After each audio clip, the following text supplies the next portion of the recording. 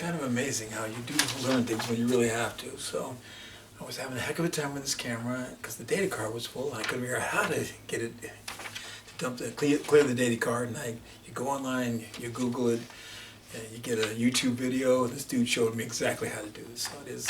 There's a lot of things that are available to on YouTube. There's no doubt. I've even heard that there might be U.S. history available on YouTube. Not that, that's just a rumor. It's a tragic rumor.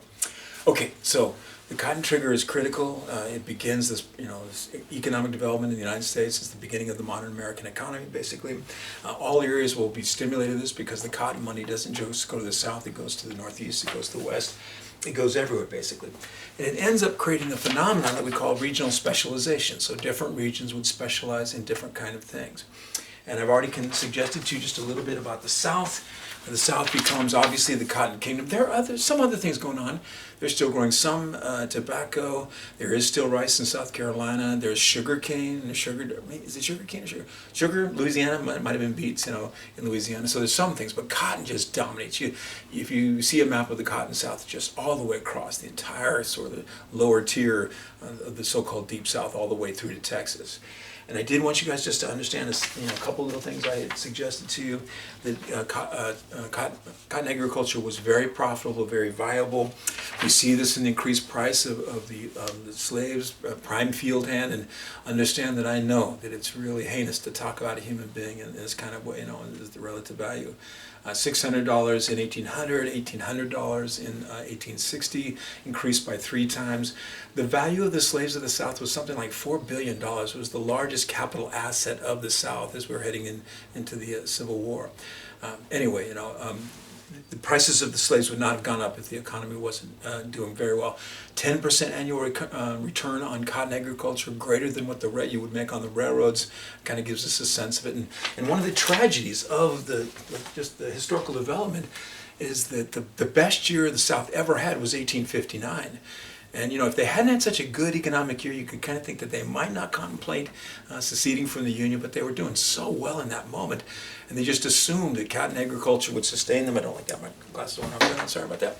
Anyway, cotton agriculture would sustain them, and really it wouldn't. It's a single focus kind of economy, non-diversified, and they did not do well during the Civil War. But they had that really good last year kind of, and it sort of made them think, that they could get away with leaving the Union. But the South was the cotton kingdom, of course, and cotton was a very profitable and viable activity, at least at that time.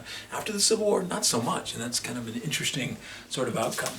Now the West, and really it's our Midwest, so when I say West here, I kind of mean this area right here, so from Ohio stretching out towards Nebraska.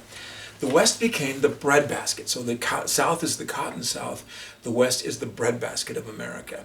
And it was here where the farmers of America began to grow the corn, the wheat, to raise the cattle, to raise the hogs, of course, that would become the essence of the American diet, and not only that, but also for export. Now, if you can, it's kind of, these are the things I think about. So the West is kind of like the South, and they're both agricultural. But in the South, all they ever did was they grew cotton, picked cotton, ginned cotton, baled cotton, shipped cotton. They didn't do anything with it. And there's reasons why they did, and I'll kind of highlight that in a little bit. But in the West, they saw it differently. Yes, they are going to grow these, bulk commodities, corn and wheat and cattle and hogs, but they always thought that you need to take that next step, a processing. So they didn't just produce raw materials, they processed them because the value increases every time you process. Corn turned into cornmeal is more valuable. Cornmeal turned into whiskey is more valuable. Wheat turned into flour is more valuable. Wheat turned into bread. Flour turned into bread is more valuable. Cattle, of course, turned into meat and other products. Hogs turned into hams. All these things, of course, are the way bacon, all these things are the way that you make the money. So the West wasn't really like the South. They were agricultural, but they were producing food primarily, and they were processing it. So you kind of have a more diversified economy. Both just the incredible agricultural hinterland area, but also, sending your stuff to mills in Chicago and places like that where it will be processed. So you actually have a very strong economy beginning to develop in the Western area. Now there is one significant issue, though, in Western development. So the primary issue is that when you're like a farmer, you want to get your commodities to the marketplace. And the primary marketplace for these commodities, I'm going to try to squeeze in a little bit so we can just see the map somewhat better. So the primary marketplace for these commodities Here's the growing area here's the breadbasket area. Was the Northeast. This is a population density center. It became what we call a food deficit area. So that's where they want to get their food to. Now the cheapest way always to transport bulk commodities, and especially in those days, was by water. Water is always going to be so much cheaper than any other kind of route, in large part because you can put so much on a boat or a ship. But the problem was that just the topography of America doesn't really work it out well in this area. So we have the Appalachian Mountains that are running right here. And the rivers do not run from this area across to the East Coast. The only one that does it is the St. Lawrence River, and that's kind of the exception to the rule, which is up in Canada. But the rivers of this area, of course, go to the south to the Mississippi, Ohio, Missouri to the Mississippi, and down to the Gulf of Mexico. So here's how the problem becomes real, for the American. Let's say you're a farmer that's over here near Pittsburgh, and you want to get your goods to Philadelphia across the state of Pennsylvania. Well, the cheapest way to do it, believe it or not, was to put your bulk agricultural commodities on a raft, float it down the Ohio River, maybe get it on a steamship, go down the Mississippi to the Gulf of Mexico, put it on a steamship, go Gulf of Mexico, around the Atlantic Ocean, through the Capes of Delaware, and up the Delaware River to Pennsylvania. It'd be like 1,500 miles to get your stuff around 250 miles. And, that was their problem. They had the linkage is not there. They need the linkage that will take them more directly. And that linkage will ultimately begin to arrive as in the north, the Americans will begin to, I don't know if I held it up, transportation problem, okay? And that is the link, how to connect. And they will have what they're going to call a transportation revolution. And the transportation revolution is a new mode, a modality of transportation that began to really become huge in America at this time. And I always wonder, if I asked you to guess, I'm sure many of you would guess the railroad. And the railroad actually is coming into play at this time. So the first chartered railroad in America is 1838, pretty sure. It's the B&O Railroad, Baltimore and Ohio Railroad. So the railroads are coming into that moment, but that's not really the story. The railroads provided their essential service at that time, but it wasn't so much in the transportation of bulk commodities. So the thing that's going to happen at that time is not the building of the railroads, but the building of canals. This is the great canal building period in American history. In the Antebellum period, there will be some 2,000 miles of canals built. And don't picture this is not the Panama Canal, the Suez Canal, just small little canals, and they're just all over. I've done more trips back east recently. We did one that was through Pennsylvania.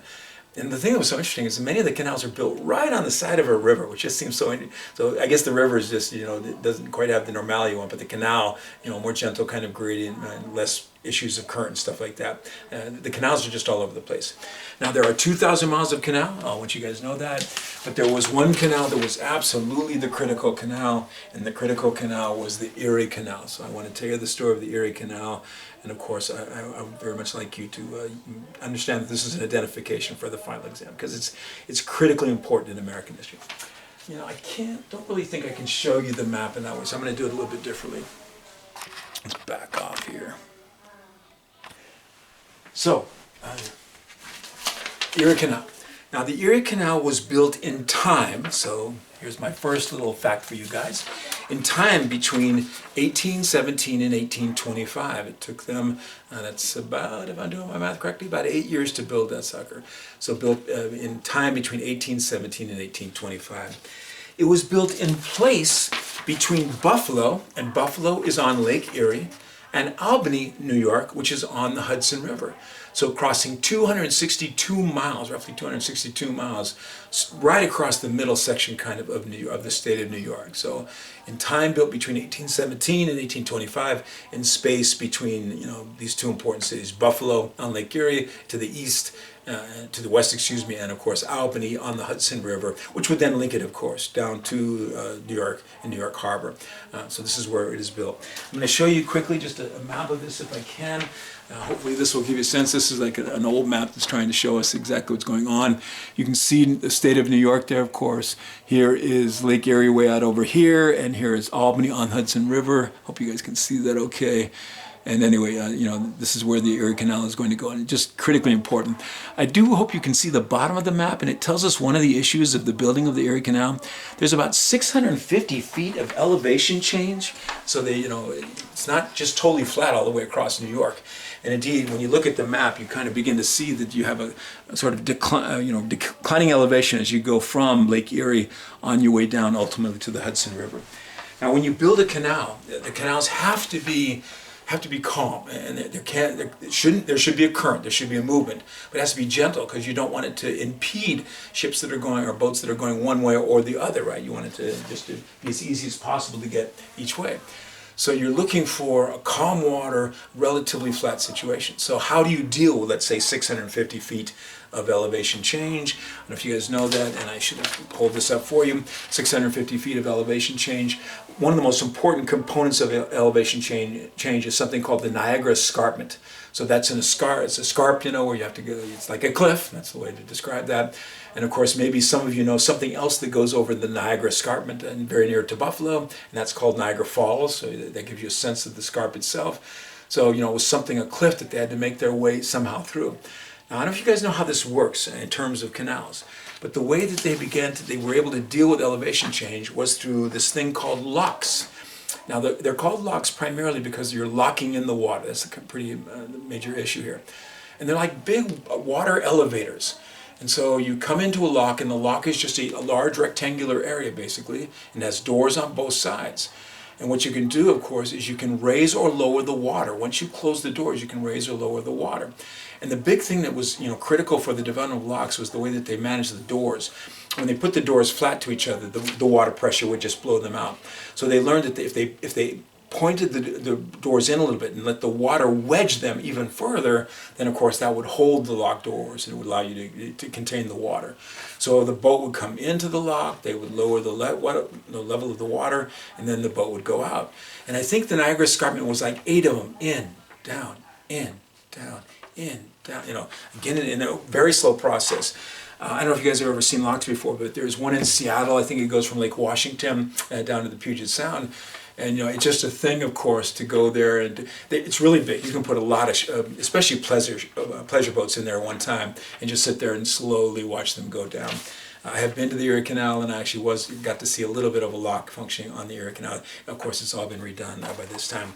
Anyway, so they made these locks, and I have to tell you, this was the largest construction project in the history of the United States up until that time. It was the most expensive construction project by far. It cost $7 million, which was a tremendous amount of money in those days. I don't know what the equivalent would be at this time. The state of New York actually asked the federal government for assistance, and the federal government said no. And it's actually good for New York because that meant that they would be the sole beneficiaries of this extraordinary capital improvement. I will tell you in a bit just how amazing this will be for them. Paid for itself almost before it was opened. Just shows you how valuable this was. People transporting themselves are going to pay for this in a heartbeat, basically. Anyway. They're gonna, they're gonna build it, of course, through this 8-year period. They had to learn all of the process, all the components of that. There wasn't a lot of canal building that had been done in America. This is the first big effort in this regard. So a lot of just learning as you go, and steep learning curves, to say the least. I remember that one of the things that they invented was this huge contraption with monumental big like wagon wheels, and the idea was kind of a winching system to pull stumps out, so that you would attach the stump to the axle of the wagon wheel, and as you roll the wagon wheel across it, and the wagon wheels are huge, this would be like the hub right up here, then the rope would simply pull up on the stump, and the thing could just actually be pulled right out of it. But slowly but surely they're going to make their way, and as I told you, 8 years, of course, to complete the whole thing. When they opened it in 1825, they did tours with huge fanfare. The governor of New York at that time was a man by the name of Dwight Clinton. He wanted to make sure that this was a major political statement. He goes to Buffalo. Before he left at Lake Erie, he put a bucket in the water to grab up a bucketful, and he put a lid on that. And he took it all the way down the Erie Canal, of course, 362 miles to the Hudson. Now his notion was, let's not make it think that Albany is the end of this. Continue down the Hudson River to New York.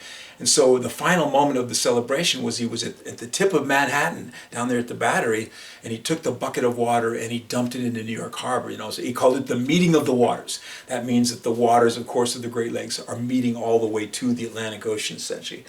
And I have to tell you, this celebration was correct. This is a huge development as far as the nation is concerned. As I already told you, it will pay for itself extraordinarily quickly.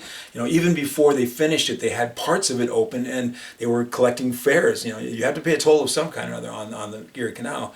And so indeed, of course, there's a profit to be made. And soon after they were done completing, of course, now it's all profit. They've gone beyond paying for it, basically.